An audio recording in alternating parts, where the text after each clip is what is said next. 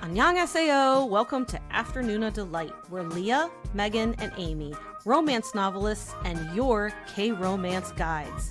So grab some dekboki and listen to your new favorite unease.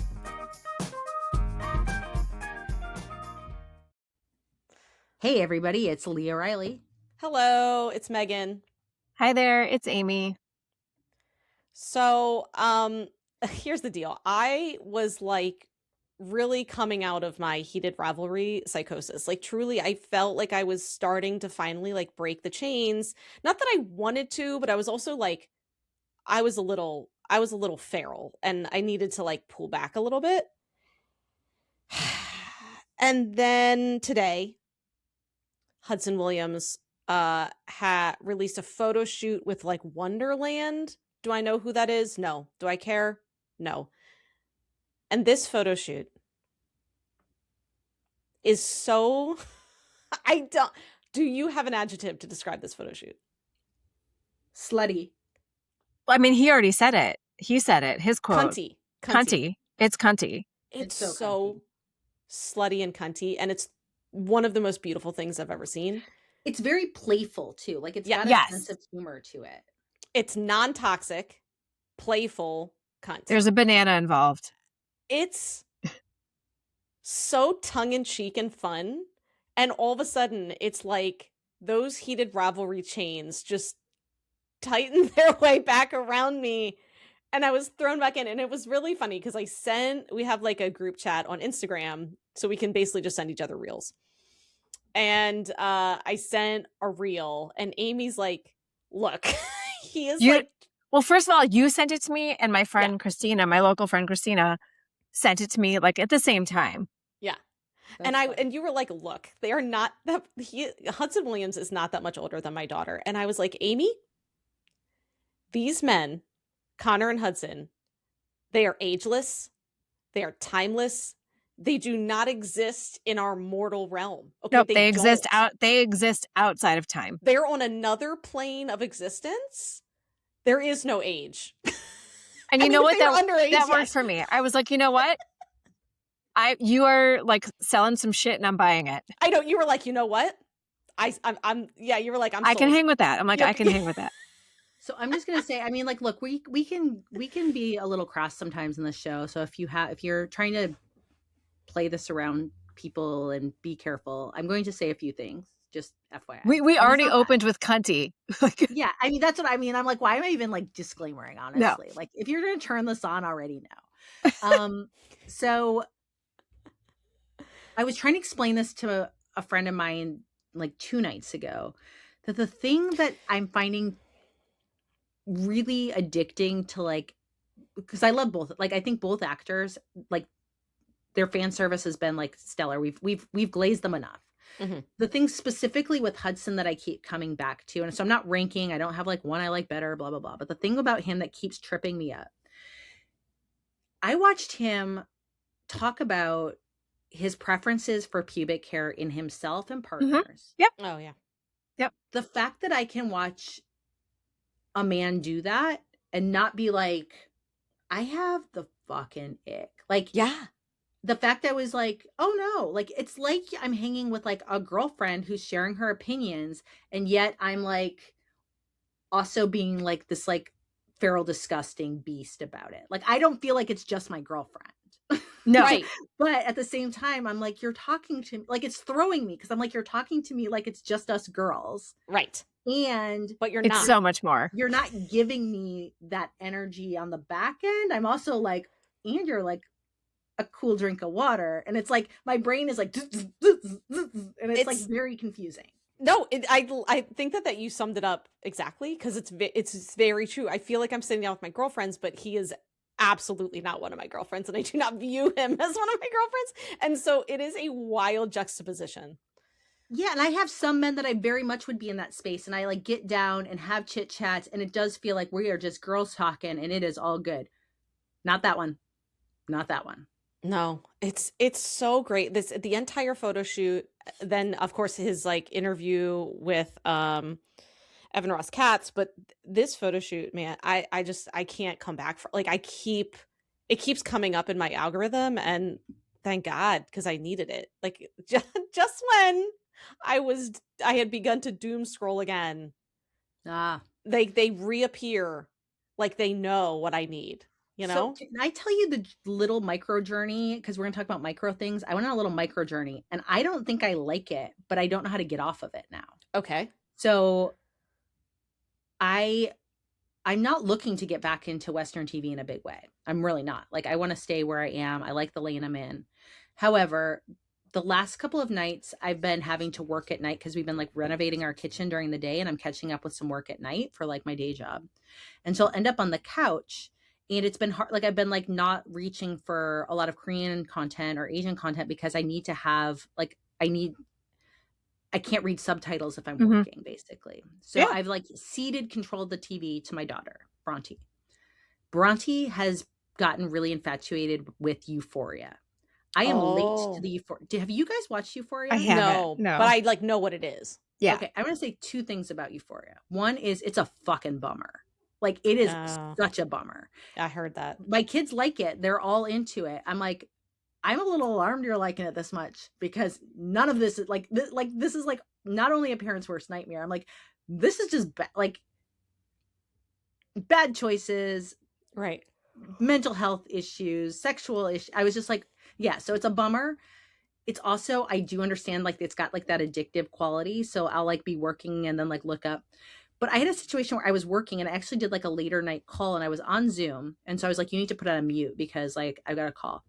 This show has more dick than anything I've ever seen in my life. I've seen more dicks in the last 3 days than I've seen in my sphere of human existence. I had no idea Euphoria had that.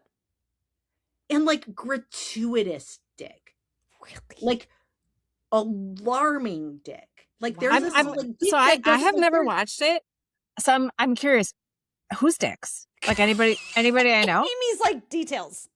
Not like there's a lot of locker room scenes. So Jacob Elordi is in it. Jacob Elordi Of course, Jacob Elordi is in everything now. Yeah. He's going to be fucking Heathcliff. My first Jacob Elordi was the monster in Frankenstein. So I came at him in a very innocent way. So, but like, so he's in he's a football player. So there's a lot of locker room dick action, a lot of dick action. But I'm going to say like, they are even going for just like, and I'm saying this low swinging dick fruit, like where I'm like, there's a scene where a girl is having sex with like her friend's boy, like situationship. They like get caught kind of, she has to hide in a bathtub, blah, blah, blah. Lots of things happen. So she ends up hiding in a bathtub and this guy comes in afterwards and sits down to like this is gross. He like sits down to like take a shit.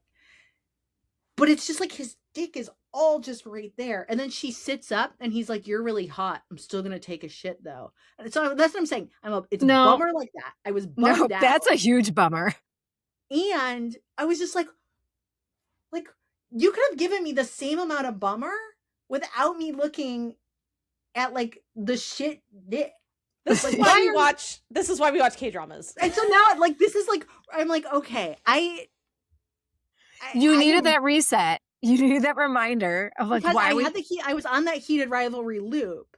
Right. And then like Singles Inferno and like, you know, the chef, I can never remember the Korean chef show. Culinary Wars. It's such an easy, I can just like, I have a mental block for it. I've been like enjoying those, but I've been like, okay, I got to get back into like some drama, like things. And then watching Euphoria has given me such like, and I'm not a prude. I'm just saying it's not like, I don't need it. Like there's nothing I'm going to gain from this. Right. And that dick on the toilet was my last straw. I am back, baby. I am crossing over the divide. Like, I don't want to see it. Yeah, you're back to K-dramas. Yeah. My Waterloo for 2026 was toilet dick 2026. Shit dick. Yeah. Shit dick. No. Yeah. No shit dick ever. Yeah. That's what I'm going to start right now. That's not a microtrope you love. Shit dick. Thank you for that segue. Yeah, it's a microtrope I didn't ever even know existed, and I never want to know it exists again. Amazing. No, I'm kind of bummed out that I know this now. Yeah. But you know what? We're not talking about shit dick today. No, we're not. But we are talking about microtropes. So we love doing bookish episodes, and we've thrown a ton of tropes at you before. But I do want to like back up a little bit in case you're new to our podcast or you're new to the romance world, because we combine a lot of what we do as romance writers with what we do as podcasters and Korean dramas. So if you haven't heard our trope talks or don't know what a trope is a narrative device that is easily recognizable and is often used over and over again because it works really well. Tropes are especially recognizable in romance, which we all write and read. So think, like enemies to lovers, that's a romance trope. Forced proximity, that's a romance trope. Second chance romance, etc. But tropes aren't relegated to just romance. So, I love the Knives Out movies. So if you think of the Knives Out movies, those are what we'd call locked room mysteries. And locked room is a mystery trope. And it's a trope where a murder occurs and it's seemingly impossible that murder could have occurred because it's usually in like a locked room where nobody could have gotten in. So yeah, I love those movies. And I didn't know that was the name of the trope until recently when I was watching the third one, actually. And in cop movies or shows, common trope, always the buddy cops. That's pretty much, I think that's the only cop trope I like. Buddy cop. And a lot of young adult fantasy or dystopia has the chosen one trope, right? Where one scrappy teen who is likely an orphan, which is another trope, is the only one who can save the world. So that is tropes. That's the big picture of what we're talking about. But now we're going to get smaller, okay? Because you're probably looking at the title of the episode and saying, great, like what the hell is a microtrope? Microtropes. Well, microtropes are those story elements that happen on a smaller scale, sometimes maybe only in one scene, that just give you that extra tingle or swoon or whatever you feel when you read or see it. Again, microtropes aren't relegated to romance, but because we are romance writers and fans and love talking about romance, that's where a lot of our examples come from. And actually, I do want to say I saw a thread. Yeah. And it's one of the reasons we're talking about this tonight. Mm-hmm. And so I want to read the thread that I saw, because this really was like, I was like, guys, we got to talk about microtropes. And we'll get to it later, but our Patreon totally understood what we were talking about when we brought up microtropes, because they also have a whole... It's the most responses we've ever gotten on a post, they were like all over this. Yeah. So this is a thread by someone named Carly Bray. And they wrote, what's one microtrope you die to defend? I'm not talking one bed or touch her and die. I'm talking really hyper specific ones. I'll go first. So this is their suggestion. The guy she was with before always made horrible passive aggressive comments about how much she ate. But he, meaning the new guy, makes sure she's fed. Ooh. And that's a really good... I did really like that example of a microtrope, and I've also like seen it. Like that's definitely a microtrope I have seen. It's like you get the ex that was always like, why don't you get a salad, or are you really gonna eat that whole burger? And then her like new guy is like, I love how much you eat. Yeah, I love how you have an appetite. Like that's definitely like a really good small microtrope. That's a good one. I like that a lot. Yeah, that's a good example. And some other ones. Just to give you ones that I kind of came up with. And again, these are very small, and it might just happen like for a second or in a scene. So a hero who always rolls his sleeves up when he's in the office. Mm-hmm. Okay, a hero who is secretly a cat dad. A heroine who is put together boss babe, but a disaster in all other aspects of her life. Like I specifically was thinking of Love Scout there. Mm. A heroine who is a terrible cook. A hero who is an amazing cook. Just tattoos in general. I've used this in a way, a scene where a hero washes the heroine's hair. Hell yeah. Ugh. And we're even talking to, like, we've talked about this before when we talked about the wounded hero trope. Just getting out a bandage and blowing on the wound is a great K-drama. Yeah. Oh, see, that's a category that I forgot to even put in. So yeah, we can. That's a great one, the wounded hero one. Yeah. So really, like we've talked before about T. Taylor's 7-figure fiction and the idea of butter, like that little extra something that just takes your story to the next level. And I think a lot of the times microtropes can do that. They can add that little dash of butter. Mm-hmm. So that's what we're talking about tonight, is our favorite microtropes in K-drama and what dramas do them well. And like Megan said, we're going to go to the Patreon because we put this question out to them. And I want to say, like, probably in less than an hour, we had like over 100 responses So funny. It was great. I was like, holy so shit. many good ones. So we want to share them with you. You're a listener if you're not a Patreon member. So because you're gonna love some of these suggestions. Yeah, they're good. But just in general, like, what do you think about microtropes? Like, do you like them? Love them? Do you think they work well?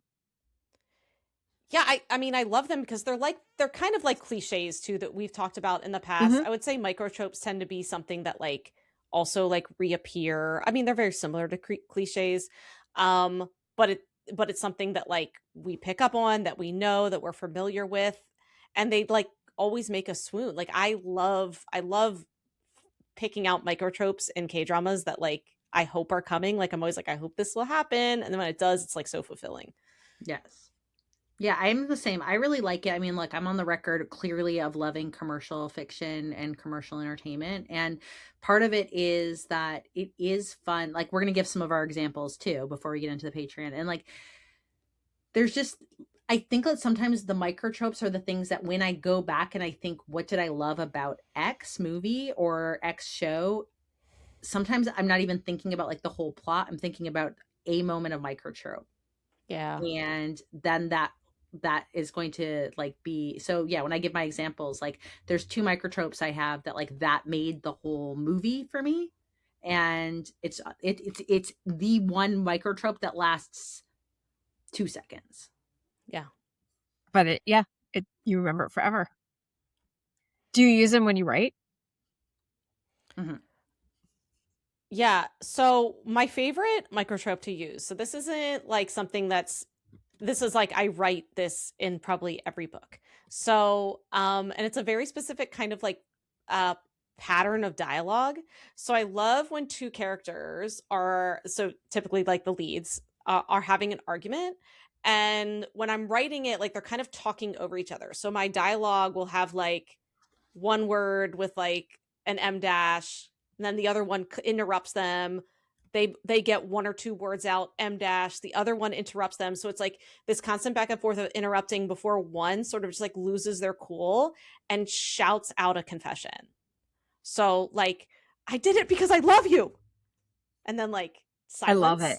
And then like I love writing silence like after that. Like it's like the confession kind of broke that like pattern of like interrupting dialogue, and then the confession is just like out there and they both have to grapple with it. It's one of my favorite things to write, to read. I'll never like, it's very common. Like it's not like I'm special. I've seen so many romance writers kind of write this pattern, and I love it every single time. I love when one character is like just so frustrated with like the back and forth that they just have to like shout the confession. And then again, there's like the silence where both characters are like, well, shit, now it's out there. Right. And now we have to deal with the consequences. It's just, I love it so much. I'll write it till the cows come home. That is chef's kiss. I love it. So perfect. Yeah. I try and put weird animals in my stories as much as I can. So in my cowboy books, running throughout 2 series, I had a hen, a chicken, but it was female, so she was a hen. She was Lucy the psychic chicken, and Lucy was only psychic when it came to love. Like she could tell who like an OTP was. And like nobody ever believed her, but like Lucy was always right. I had a 3-legged cat in one book named Butch Cassidy. I have a cat in my current small town series, a tabby named Pancake. Like there just has to be like an animal running around. I love that. I love quirky animals in a book. I'll always, every time. Yeah, quirky animals are fun. I like to use animals occasionally. Like I think about my fawn, or like, you know, Your fawn. Your fawn. We just talked about that recently. My burned fawn, who my hero had to save and burned himself in a forest fire. Burned himself bad. Yeah, some of the other tropes I like, or that I've used, I like to do something where like something breaks and then gets repaired later. Ooh, I like that. So like, I love it. in one of my most recent books, the heroine had this like glass vase that was really important, kind of like a symbol of like her independence. Like when she like finished her PhD, she bought herself this really nice thing, and then it broke. And at the end of the book, like the hero repairs it and puts it back together. And what was fun is that I sent you guys some pictures. I'm in like a book subscription box for February called Once Upon a Book. And I've never seen a book subscription box in person. I was very impressed. So how they did it was they took my book, and then as you flip through the book on different pages, it'll be like open up box like 30, like like it'll be like a like go open up X box. And then That's there's a so box that says like fun. page 32 or page 232. Really That cool. is so neat. And so one of the things they did is they took the microtrope of my broken vase, because the hero comes back and fixes it. They did a little bit off kilter, but they kind of like used that model of I think it's like the Japanese art of like kintsugi. I'm pronouncing it wrong, but it's basically like when they like do like golden joinery, and they it makes like the repair part of the object's beauty. And so they did kind of like a mock-up of that as like one of the things. And I thought that was like a cool call out for that. That's so cool. That's I love really that. cool. And I also really love that microtrope, by the way. Yes, I love it too. I read that book and I thought I loved it. Like as soon as you said it, I'm like, oh my gosh, yes, that's in the Emma Effect. So love it. What about your favorite microtrope from a Western movie or book? And Amy, I just watched what you put down 2 nights ago. So. Oh, I need to watch it again. I haven't watched it in so long. And I also just recently found out that Funko Pop has a Mr. Darcy and Elizabeth. So I need to get those. So yeah, the Matthew McFadden Mr. Darcy from the 2005 Pride and Prejudice with Keira Knightley as Elizabeth. I will never erase that corner of my mind that has him holding her hand as she gets into her carriage when she's at Pemberley. And then he puts his hand down and the camera just goes to his hand, like opening and closing, like flexing, because he just touched her. And like that, God, that will never get old to me. Like when you, especially when it's the dramatic irony where you see it, but like Elizabeth doesn't, right? So you know how he feels. She doesn't know how he feels. Gosh, I'll never, like any sort of subtle, like visceral reaction that a hero has for touching a heroine, totally my catnip. Yeah. How about you, Megan? So I don't have like a specific example, but there's one microtrope that I know like a lot of Western movies, and I read it in books all the time. But it's when it's often the heroine is looking at something like pretty, so like fireworks, the sunset, or whatever, and she's like, "Oh, it's beautiful," and of course, and the hero is beside her, staring at her, saying, "Yeah, it is," but he's not looking at the sunset. He's not looking at the fireworks. Right. He's looking at her, and that's a really common like microtrope that I just adore, and I feel like I see it all the time. So good. For me, I have 2, and I told you these are like the 2, like so 2 of my top faves from 2 of my top fave movies. So one is I love a swinging door. So if you go into 2 Towers for Lord of the Rings, when Aragorn pushes through the door, so good. Sweat. Yeah, I mean, I don't know. Yes. There's not much more that's going to beat that. I rewatched those show that recently, and then I made us like rewatch that part like 6 times, and it like still wasn't. I could just watch like 2 hours of that moment. I could too. 2 hours of him so just good. Coming through the swinging doors, absolutely. Yeah. So coming through a swinging door is always good, but like that one lives rent free. And then the other one for me is I've talked about Lord of Last of the Mohicans. And how in 7th grade, when I watched it, that's when I began writing fan fiction about me and Uncas, the ill-fated character from that movie who gets very little screen time. And there is a scene in it where he gives a longing look. So I love a longing look. And there's a scene where he's by a waterfall. There's dappled light. The sister who he has this whole thing with that, like they don't even talk at any point really in the movie. He looks over, she looks at him, and he's like giving her this like intense longing look with like the dappled tree light on his face. And then he kind of like looks back into the like, the shadows. very big moment for 12-year-old little Leah. And a longing look for me is always, you know, like you said, the hand flex or other things, just that when you make that eye contact and there's just that yearning. I love it. Always I love love a it good so yearn. much. Love the yearn. So we're going to switch right over to K-drama microtropes. And look, like, we might spoil some fun stuff in a drama for you. I guess we'll try to give like a heads up. You know, when we talk about our favorite microtropes, we're going to go to, I think we should go to the Patreon first and give like a couple, like find a couple, each of us find a couple from the Patreon and share. And then if we have time at the end, we'll go back to the Patreon and share some more because there's just so many. They're so good. But yeah, so we're doing our best here to not spoil, but just know that like you might hear a moment from a drama that you haven't seen yet.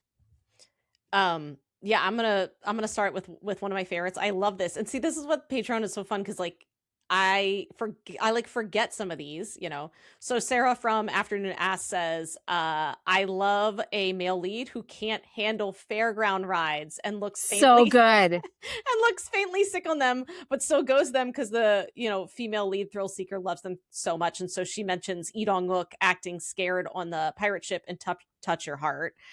Yes, the idea of like the male lead who just like hates fairground rides and is like sick on them, and the female lead is just like loving it. Brilliant. That's a brilliant microtrope, and it's so fun every time. That's so great. I'm scrolling through. Okay, so this is one from Gavin, and I love this one too. And this was prominent like so much in Love Scout, which is one of my favorite dramas. And Gavin said, "I'm a fan of the moments when one lead is sleeping and the other lead blocks the sun from hitting their eyes." Yes, that's such a good microtrope because it's just so small. It's one tiny little thing, but it's the best. Like just putting their hand, like blocking the sun. Like those tiny moments also like let you know what kind of character they are, but that's why it's so important to give viewers and readers those tiny moments, you know? Yes. I like this from Is to Mom.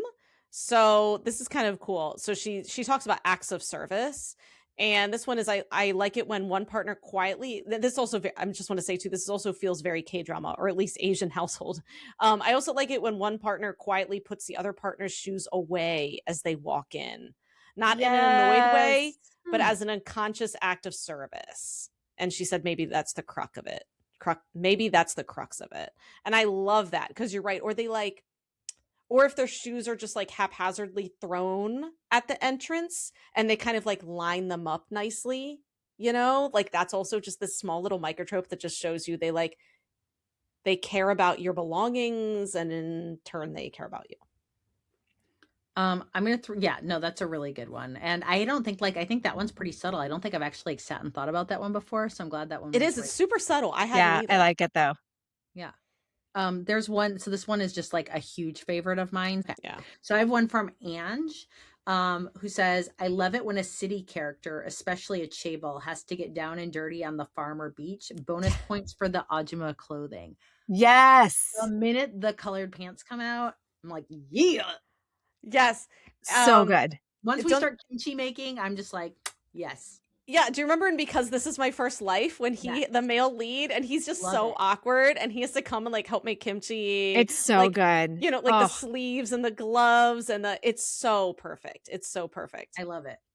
So here's one from Yarrow. "I love the microtrope when the new love interest greets the other's deceased relative during ancestor worship." Oh, that's such a good one. Yeah. And also again feels K-drama specific. Yes. So E says, "This is a tiny microtrope, but I love a genuinely good nickname for the male lead saved in the female lead's phone." Like yes. Like Archaeopteryx in Business Proposal, Papego in Can This Love Be Translated? And then I guess she says per another Patreon, in the next Kim Woo-bin drama, the female lead's got to save him in her phone as T-Rex. Love that. That's so good. I mean, these make me so happy because they're just so, like, this is part of why they're great, is because they're so like, I mean, I feel like we could just share these out for like the rest of the podcast. I know, they're so delightful. Okay, so Charlotte had one which was, I am obsessed by the number of times lovers' eyes meet while someone is hanging laundry. All those stolen glances between billowing bed sheets. Yes. Oh, That's so so good. good. And the thing is we get that in like modern K-dramas and especially in historical. Doesn't that happen in Mr. Sunshine? He that's when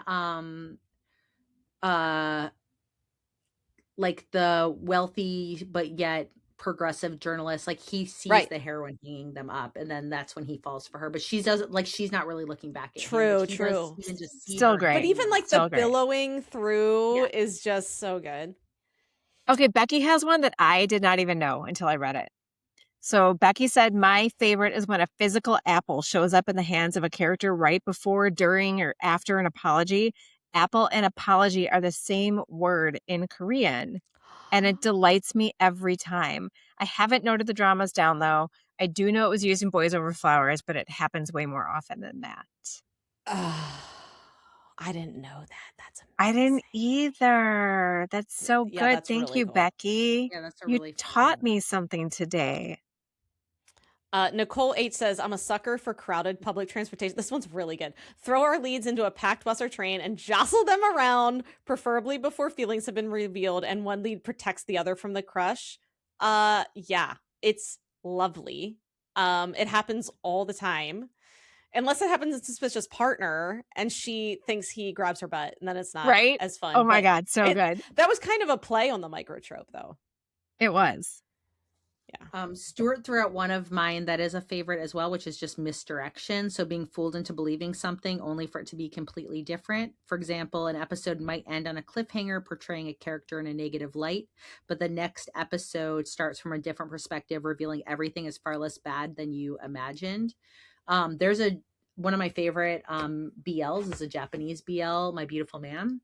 And there is a whole very pivotal scene that happens that you get in one, like, that's very misdirection. And like, it's like, you know, this very pivotal moment happens around a kiss and then things go a certain way. And then later they do a redo in the other character's POV, totally different view at the end of that. And I love that, where it like resets like your entire thinking of how this all went down.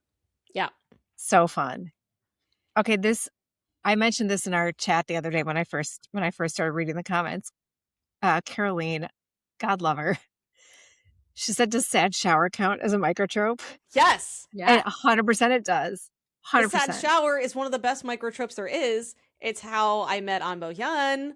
He is the best sad shower of all time. He does have the best sad shower. Just FYI, like no one can compete with An Bo-hyun's sad shower in her private life.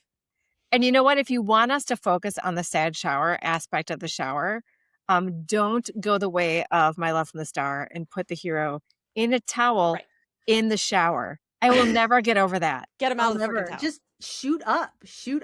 Yeah. You don't need to, right. Like it worked. Like we didn't see An Bo-hyun below the waist. Shoot up. And My Love from Another Star, shoot up. Belly button up. Heated Rivalry showed us you can show a lot and show very little. Yep. Sandrine has another one that I really love, which is when a male lead is a single dad. She said, that's why I love One Spring Night and Love Scout. They can also be a pet parent as well. I love a man with a cat. Me too. And then Jennifer B added, and single dad, Euk Jun from Hospital Playlist, who is the goat of single parents. Yes. Like it's funny because I think I'm on the record of saying often in romances, like a kid is a plot moppet to me, and I can really leave it rather than take it. But when it's a single dad, I often really enjoy it, and that's interesting for me to unpack at some point. A single dad who is competent. Yeah, it's very it's the competency. It's the competence porn for me. So that's one of my microtropes, competence porn. Like show me the dad who's got the color-coded calendar. Again, Love Scout. Like color-coded calendar, can do his daughter's hair. Ugh. Why is that so hot? It is. Yeah, even just a microtrope would be a dad doing his daughter's hair. Yeah. Absolutely. Dad doing his daughter's hair. Soraya says, I love this. No lead in any drama has ever woken up from a nap without finding a blanket wrapped around their shoulders. Yes. If you see a character fall asleep, 99% of the time, the admirer is secretly leaving them a blanket as seen in Positively Yours. And then E adds, I remember this scene, so I want to mention this. E says, I also love the way 2521 subverts this trope. When she wraps he's drunk, and he's like sleeping near his house, and she puts a blanket around him, but she also gives him this like embarrassing sign and like props it up. So he has to wake up, and I forget what the sign says now, but anyway, I like that part. So this is one that I stole and put on our list too. So I'm going to give credit where credit is due. And we've got Leah Marie. I like I guess Lisa also mentioned it too. So Lisa and Leah. Seriously love when a female or male lead shows their true personality and hobbies to the other lead and they eat it up and end up supporting them. Like, so good. I'm not going to give all her examples right now in case they come up in ours, but we can always come back to them. But that's such a great microtrope. Yeah, and Michelle says the female lead getting all wet. Oh no, rain! And needing to change into the male lead's clothes and then emerging all cute in his oversized clothing, like Hometown Cha-Cha-Cha, Her Private Life, and probably a lot of others. I also adore that. Anytime, this is what I like about that too. Anytime you can take a character out of their comfort zone, and a big comfort is their clothes. And I don't mean like get them naked. I mean, make them take off what they're comfortable wearing and putting them in something else is always kind of a cool. It's very vulnerable. Yeah, it's very vulnerable. It's a cool time for your character to like to like let some things slip. It's great. There was just a shout out to tight-fitting turtlenecks and cozy fuzzy sweaters. I mean, and I think I commented on that one, like, and throw in coats, because like Goblin coat game, like that was like, that's a microtrope for me. Like Kim Shin in a turtleneck and a long wool coat, can't even say it, wool coat, that does it every time. This one I liked a lot, and Megan, you'll appreciate this from Ramsey. I'm not sure it's common enough to be a microtrope, but I realize I love it when the female lead and male lead in a rom-com physically fight. Yeah. She's like, LOL, my aggressive personality. I was thinking recently about why I'm lukewarm for most rom-coms, but have some I adore, and I realized they have fight scenes like Love to Hate You and Dreaming of a Freaking Fairy Tale. I haven't seen the second one, but we watched Love to Hate You, and like they throw down because she's amazing, because she's teaching. So she is a fighter, the heroine, and the hero is an actor who is shitty at fight scenes, and so she's basically his stunt coordinator, and she's beating the shit out of him at one point, because she's teaching him, but also because she thinks something about him, like she has a misconception about him, basically thinks he's a pedophile. She does. He's absolutely not. He's absolutely not. It's Uteo too. Like he could never. But she thinks he is, and it's like mid-fight that she realizes the girl that she keeps seeing him with, who like they're exchanging money, isn't it like his niece or something? Yes, it's his niece. Yeah. And so she's like beating the shit out of him. And like then she knocks him out. Yeah. And then she's like, when she realizes it's his niece, she's like, oh shit. And then he wakes up and wants to fight more and is like literally chasing her around the gym because she won't fight him anymore. She won't hit him anymore. So like, scene. Gosh, that drama does not get enough love. Like, go watch it if you haven't yet. We are loving all of the Patreon microtropes, and we are a little jealous, so we want to share some of ours. And then if we have time, we'll go for more Patreons. But there's one that I was just thinking of, and I can't believe nobody's mentioned it yet. One of my favorite K-drama microtropes. Umbrellas. Holding an umbrella over somebody. Oh. Yeah.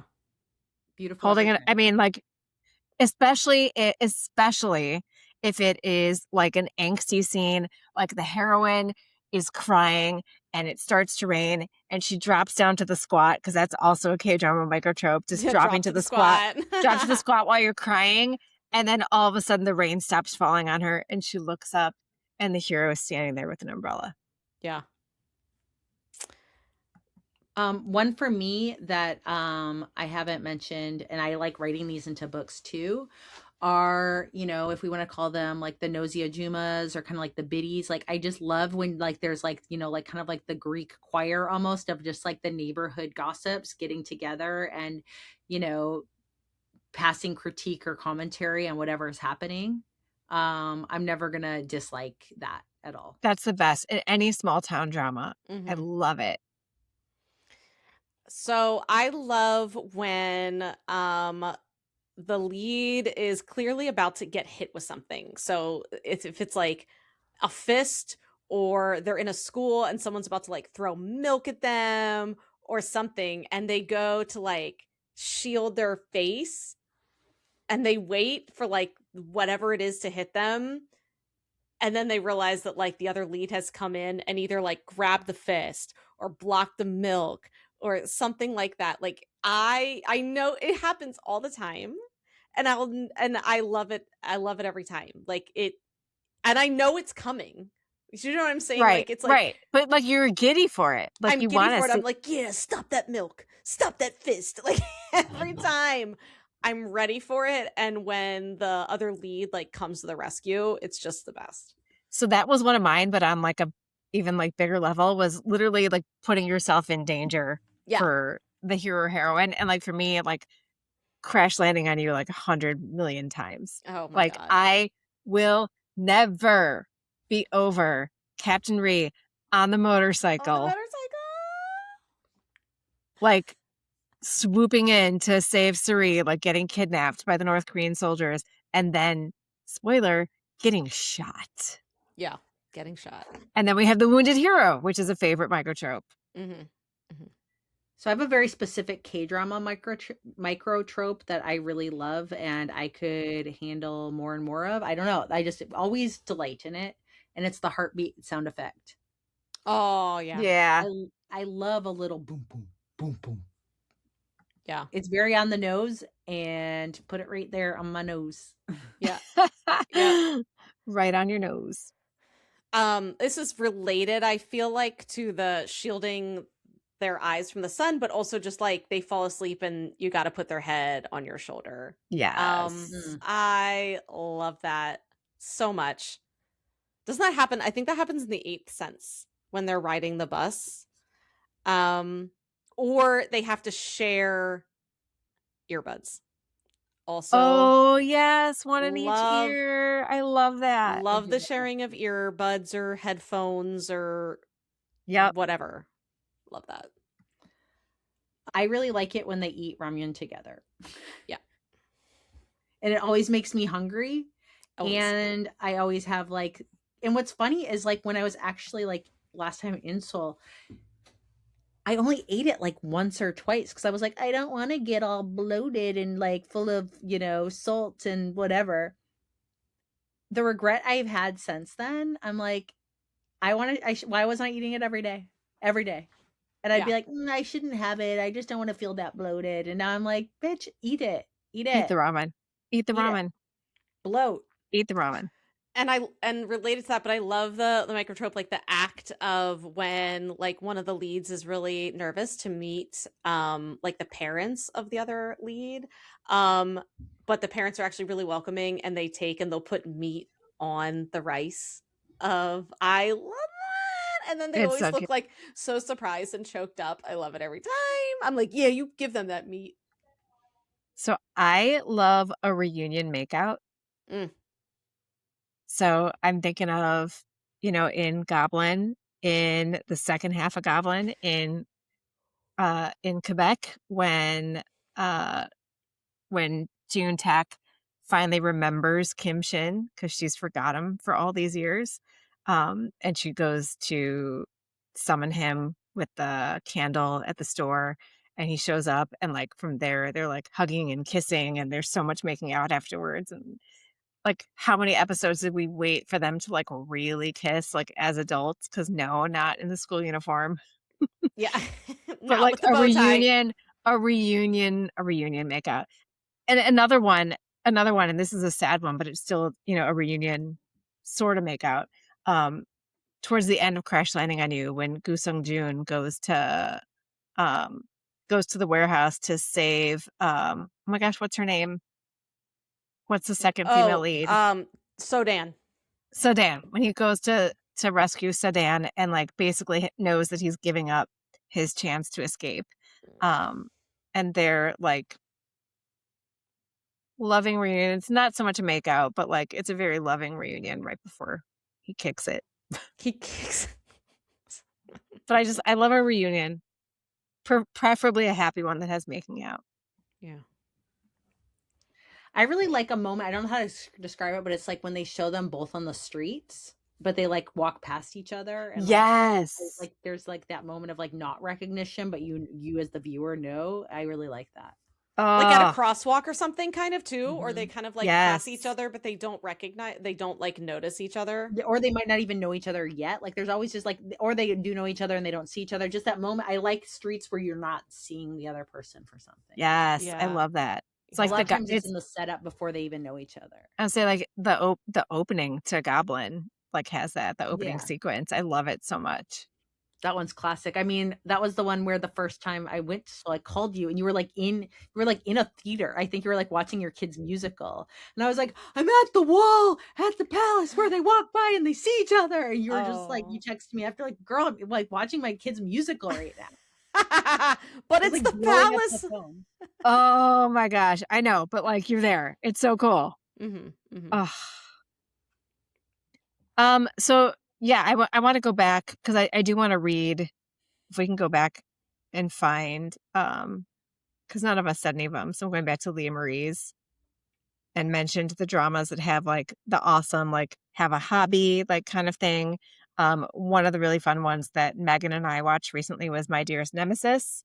And that is Choi Hyun-wook as Banjo Yeon. And he's a chaebol who basically had his childhood stolen from him when his grandmother blamed him for the death of his parents, specifically the death of her son. So she basically threw out all of his fucking toys. All of his toys. It's the most heartbreaking, like set them on fire, like had people throw them into a bonfire. Like in front of him. She's like, and he's screaming at a gate, like screaming and crying as a younger kid. It's a young teen. It's also insane, by the way. It's like absolutely insane. So move to present day where he is like the chaebol trying to prove himself to his grandma, but he has a secret room in his apartment that is full of like manga and video games and action figures. And he goes like to clubs at night, like wearing like a, Bret Michaels bandana around his head and a leather jacket and his Doc Martens or whatever, his combat boots. Yeah. And when the heroine finds out, played by Moon Ga-young, she supports him. She does. She's like, okay, I'm glad you love your toys. So good. And he's not like, and she's it's a Nuna romance too. So it's like, it's so good. It is. It's really good. I really like it. And it is a great, like, the reveal of his hobby and how much it is because he's also like really into rock music. And so she then like goes and supports him, and she dresses up in like this like crazy rock attire that looks straight from the 80s. It's still an insane costuming choice to me. Like we did a deep dive of My Dearest Nemesis if you want to listen, but I really went off about the like costuming choice. I still loved it though. It was still like great. It was so fun. It was a sweet drama. It was really good. Choi, I mean, he's just amazing. And yet you haven't watched Twinkling Watermelon. I don't understand. I don't understand.